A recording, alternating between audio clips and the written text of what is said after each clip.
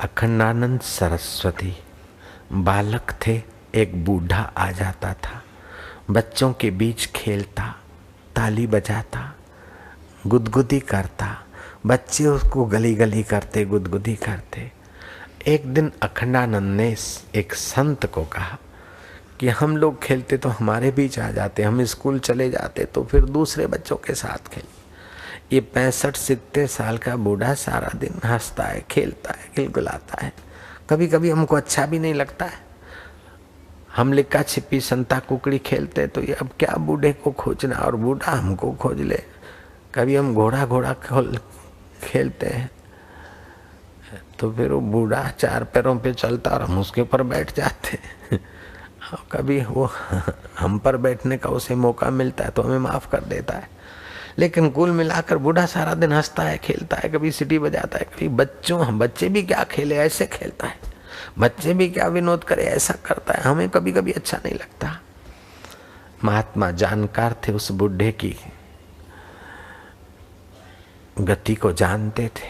महात्मा ने कहा ये बूढ़ा इतना खुश है, तुम समझते होगे कि इसे कुछ मिल गया इसलिए खुश है। नहीं नहीं, इसका जीवन देखोगे तो कितना दुखों के आघातों से भरा है, लेकिन उसे सत्संग की कला, सतगुरु की किसी समझ की कला ने इसे अभी तक जिंदा रखा है। बूढ़े की 4 लड़कियां हैं। 3 लड़कियां विधवा हो गई। एक बेटी के 5 बच्चे, दूसरी के 3 और तीसरी के 4 बच्चे हैं। 4, 5 और 3, 12 बच्चे सहित 3 लड़कियां तो घर पे आ रही। चौथी लड़की का पति शराबी और परस्त्रीगामी, वो विधवा न होते हुए भी विधवा जैसी स्थिति हो गई उसकी, मार पीट करता शराबी। वो भी आकर 2-3 बच्चे लेकर अपने पिता के साथ 3 बहनों के साथ बैठ गई। 4 लड़कियां शादीशुदी, 3 विधवा और एक शराबी के कारण घर पे। एक लौता बेटा है इसको, एक बेटा ही, और वो बेटा भी लोफरों का दोस्त बन गया। वो शराबी कबाबी घर पे कमाता तो नहीं, कुछ था वो भी उड़ा दिया। बूढ़े का खेत खली बिक गया इसी कमजोरी में। अब शरीर बीमारियों का घर है। कर्जा देने वाले वापस क्या आएगा, कर्जा देते नहीं। बेटियों को भूखा देख सकता नहीं, धोते दोतियों को नंगा देख सकता नहीं। कैसे भी करके घर की गाड़ी घसीटता है।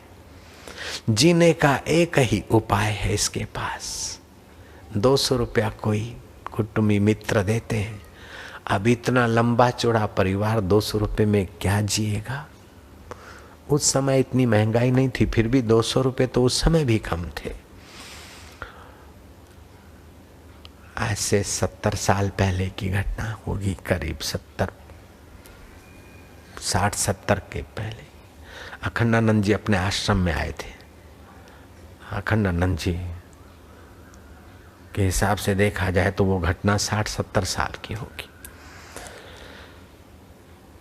अखंडानंद को उस साधु ने कहा,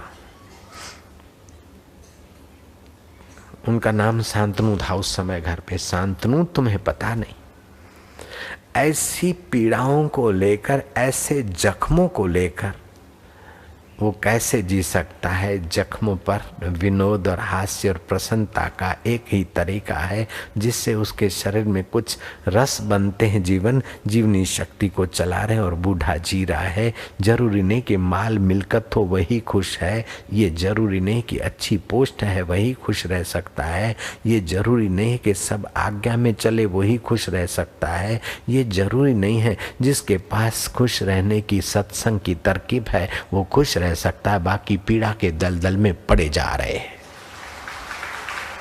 तालियां तो बजाते हो, लेकिन इस कथा को आप अपने जीवन में साथ में ले जाओ, ऐसी आशाराम की आशा है। नारायण हरि नारायण हरि भगवान करे कि ऐसे बूढ़े को दुख मिले, ऐसे अथवा उस भिक्षुक ब्राह्मण को कष्ट मिले, ऐसे आपके जीवन में ना आए। लेकिन कभी छोटे मोटे जीवन में तो कष्ट और दुख और सुख तो आते ही रहते हैं, उससे तो आशीर्वाद देने वाले भी नहीं बच सकते हैं, कृष्ण और राम के अवतार भी नहीं बच सकते हैं। तो आप और हम क्या बचेंगे? आप उसके लिए तैयार रहें, हम उसके लिए तैयार रहें। सम दुख सुख स्वस्थ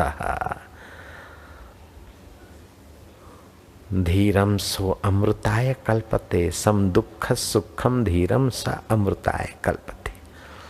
आप बहुत देर से बैठे, सार बात बता दी, आप थोड़ा सा चुपचाप बैठे रहो, सार को अपना खजाना बना लो। चिढ़ जाना क्या, व्यथित होना क्या, भयभीत होना क्या, घबराना क्या, परेशान होना क्या, नकटा होना क्या? हम तो सगुरु होंगे। सतगुरुओं का अमृत, परमात्मा कृष्ण का अमृत ज्ञान सार है।